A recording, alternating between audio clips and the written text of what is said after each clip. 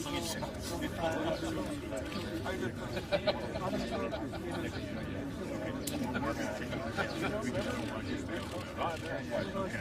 doesn't do us any good that English.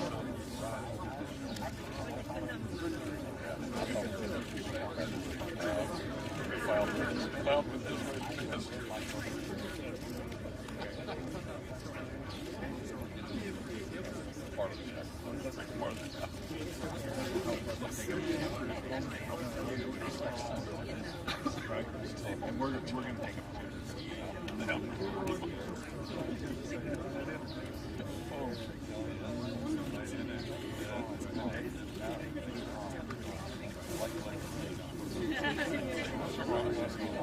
We go in there and they have nowhere to go, so they have to go here, right?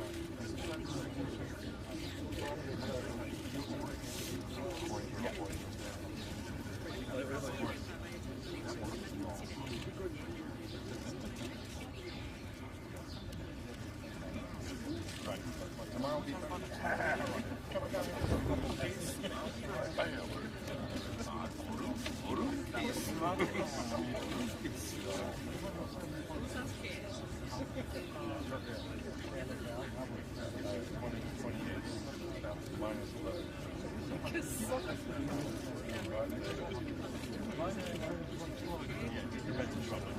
so we're all the same.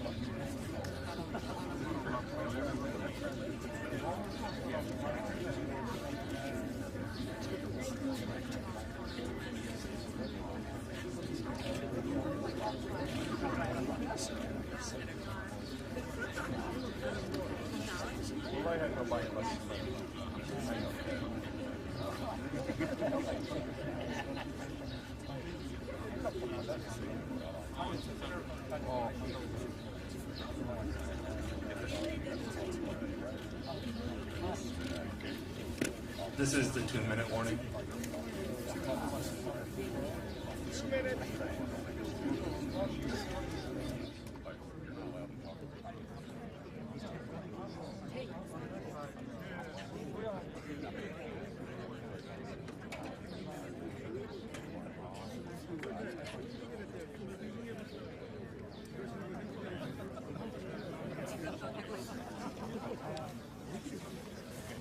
I accept your gift. Ladies and gentlemen, the President of the United States and the President of the Republic of Korea.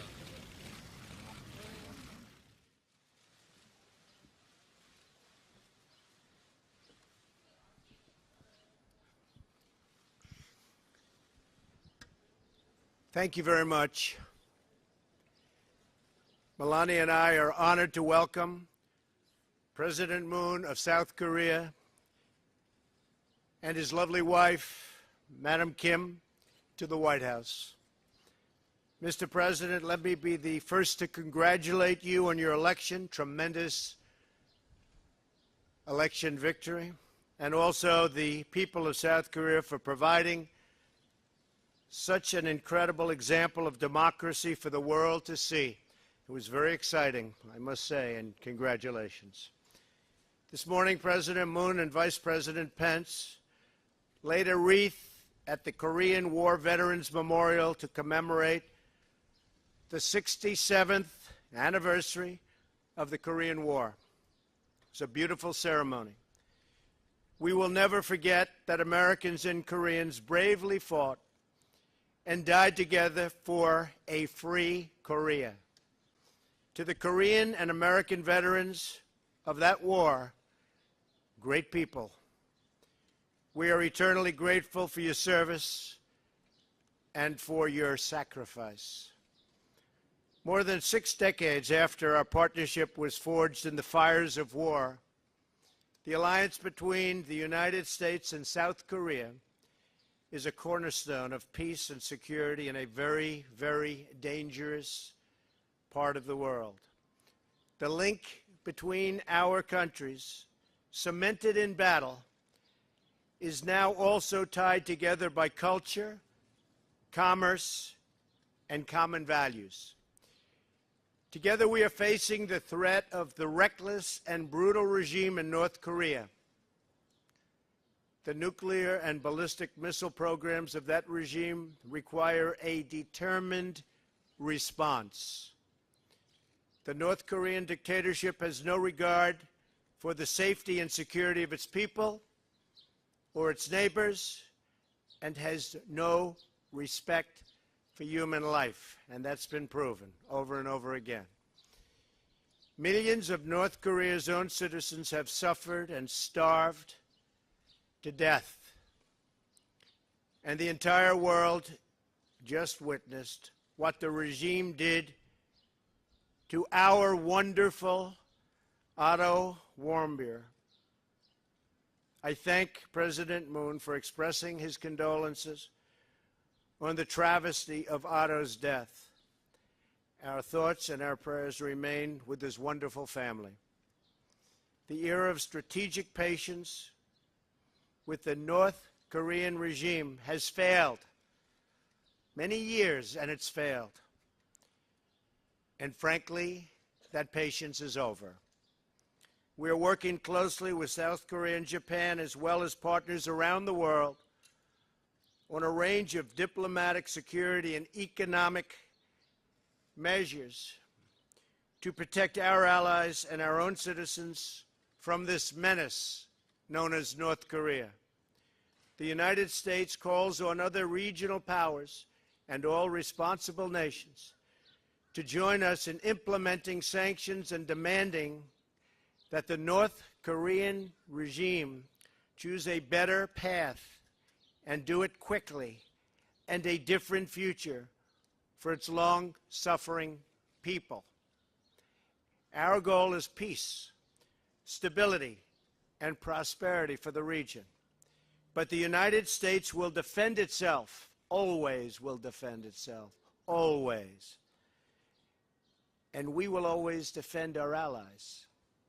As part of that commitment, we are working together to ensure fair burden sharing in support of the United States military presence in South Korea. Burden sharing is a very important factor, a factor that's becoming more and more prevalent, certainly in this administration.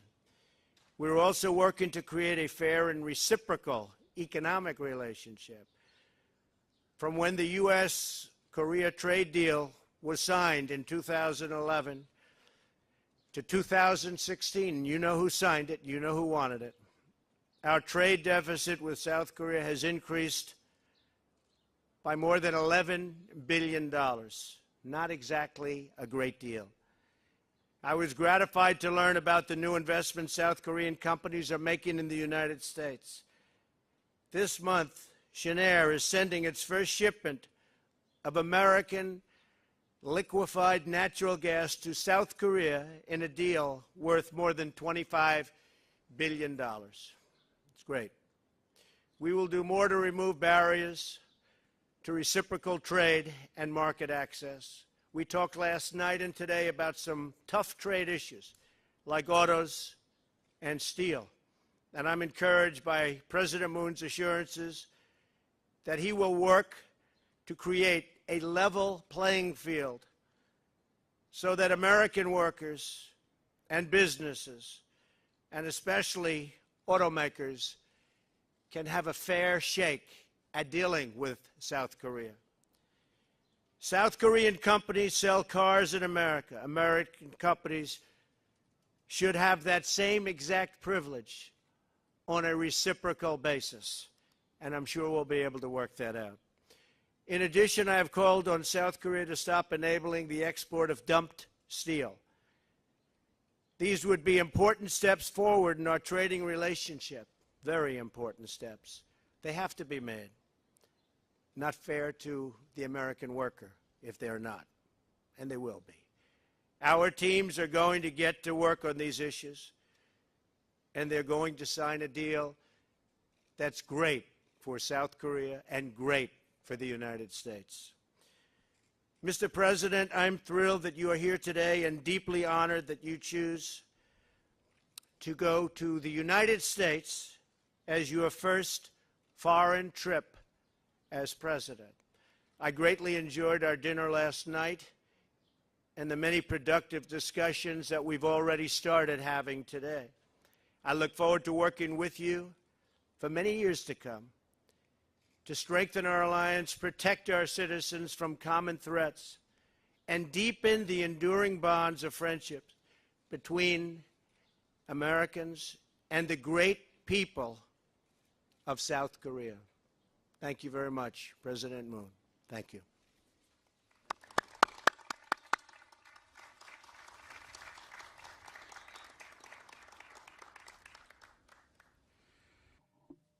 우선 백악관으로 Let me begin by expressing my deep appreciation to President Trump for inviting me to the White House and extending me such a special welcome. When I was elected president last month, President Trump was the first foreign leader to give me a congratulatory call. After going through such a tumultuous journey, the Korean people finally achieved victory. The words of President Trump conveyed the warmth of the American people's hearts for what we have accomplished in Korea. For tribulations and adversity we have surmounted, for freedom, democracy, peace, and prosperity, towards which we have walked together, for all the great alliance has achieved, you gave your consolation and support.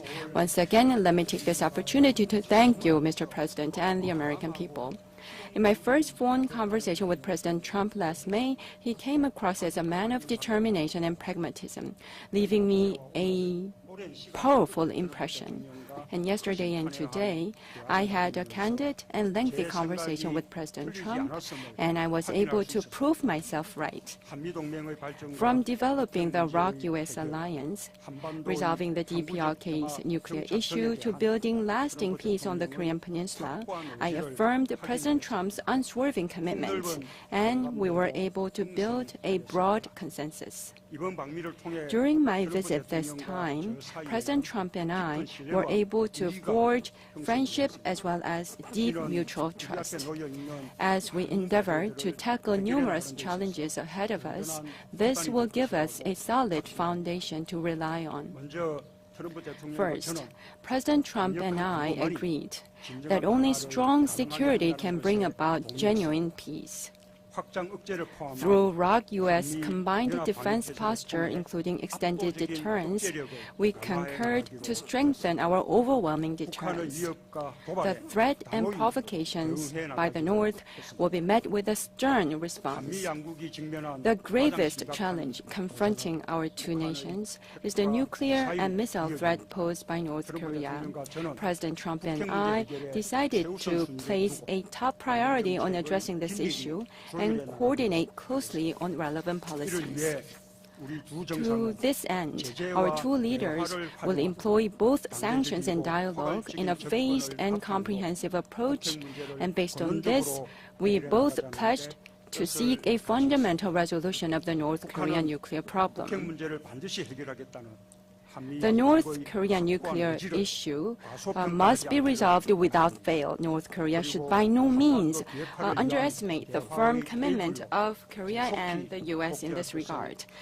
I also urge Pyongyang to promptly return to the negotiating table for denuclearization of the Korean Peninsula. National security leaves no room for either compromise or concession. On this occasion, the U.S. and President Trump's firm resolve for the alliance is noted with great appreciation.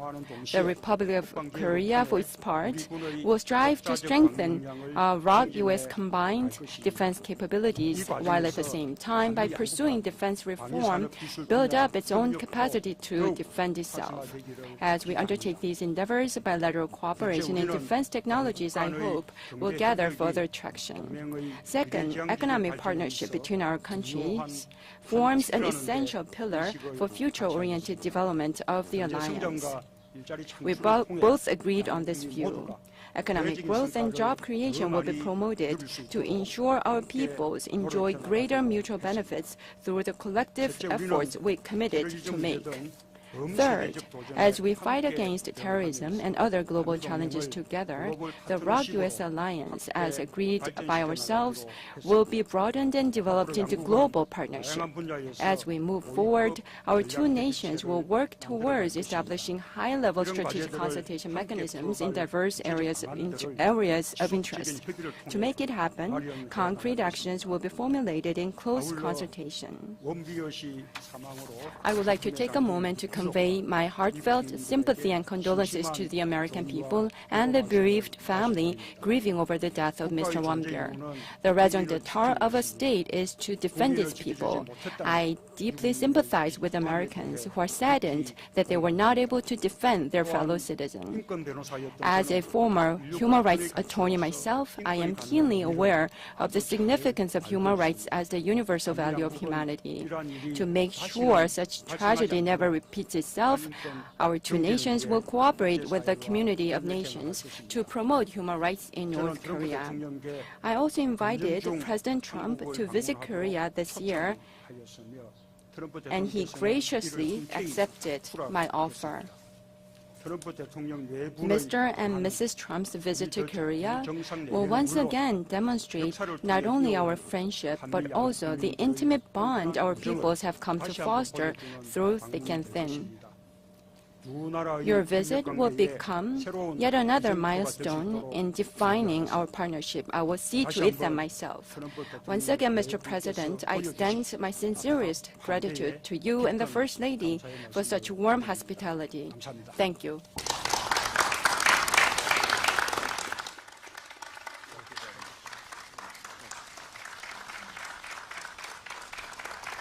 Thank you, everybody. Thank you very much.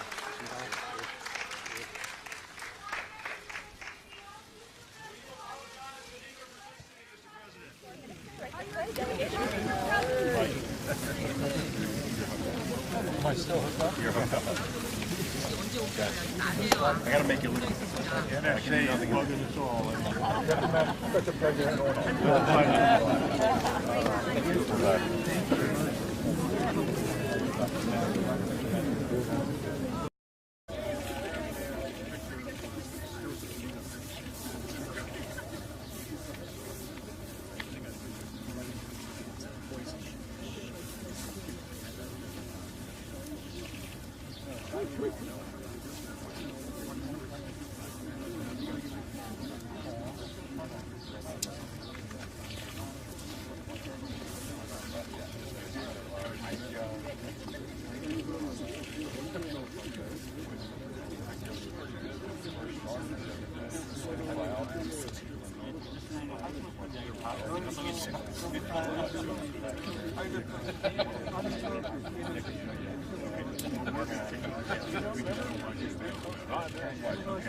It doesn't do us any good that English.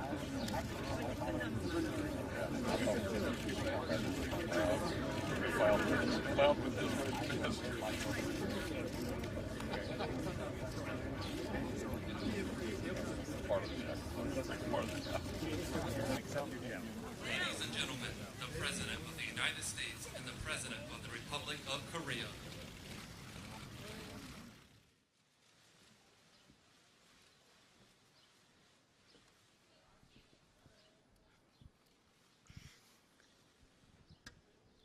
Thank you very much.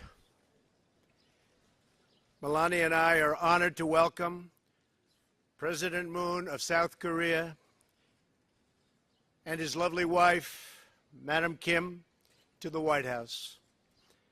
Mr. President, let me be the first to congratulate you on your election, tremendous election victory, and also the people of South Korea for providing such an incredible example of democracy for the world to see. It was very exciting, I must say, and congratulations. This morning, President Moon and Vice President Pence laid a wreath at the Korean War Veterans Memorial to commemorate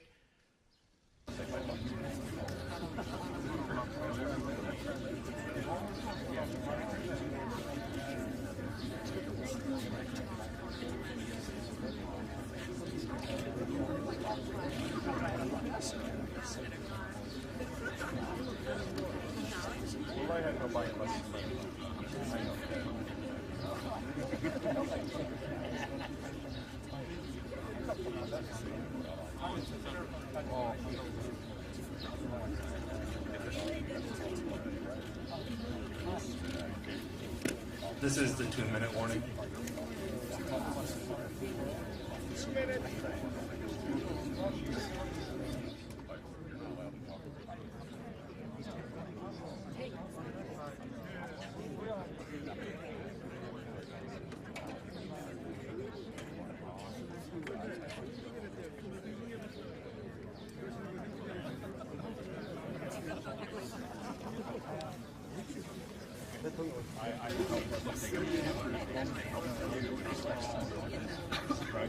And we're going to take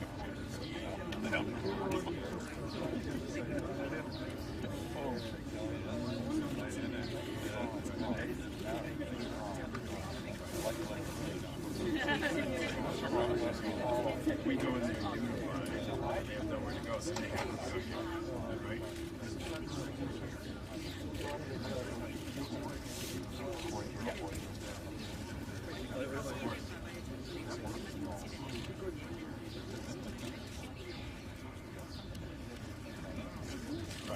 Tomorrow will be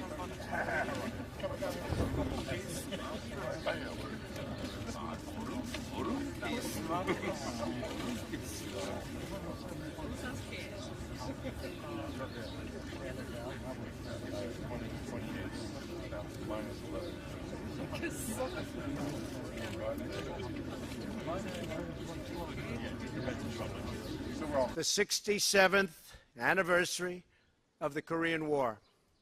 It's a beautiful ceremony. We will never forget that Americans and Koreans bravely fought and died together for a free Korea. To the Korean and American veterans of that war, great people, we are eternally grateful for your service and for your sacrifice. More than 6 decades after our partnership was forged in the fires of war, the alliance between the United States and South Korea is a cornerstone of peace and security in a very, very dangerous part of the world. The link between our countries, cemented in battle, is now also tied together by culture, commerce, and common values. Together we are facing the threat of the reckless and brutal regime in North Korea